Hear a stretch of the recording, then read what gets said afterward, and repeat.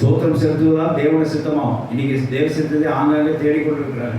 தேசத்தை எப்படி கண்டுபிடிக்கிறது, தேசத்தை எப்படி அறிவது, தேசத்தை எப்படி நாம் செய்வது என்று சொல்லி ஆங்காங்கே தேடிக்கொண்டிருக்கிறாங்க.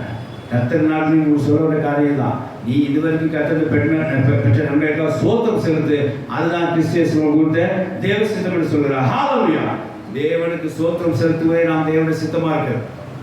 இன்னைக்கு தேவன் ஆசீர்வாதம் பெற்றவர்கள் தேவனுடைய சோத்திரம் செலுத்துவது மறந்து விடுகிறார்கள்.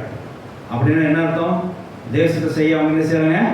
தாமதிக்கிறாங்கன்னு சொல்லி அர்த்தம். நீங்க எப்பெல்லாம் தேவனுக்கு நன்றி செலுத்த தாமதிக்கிறீங்களோ, தேவனுக்கு சோத்திரம் செலுத்த தாமதிக்கிறீங்களோ, அப்பதான் தேசத்துக்கு கொஞ்சம் விலகி நீங்க இருக்க போகிறீங்கன்னு அர்த்தம்.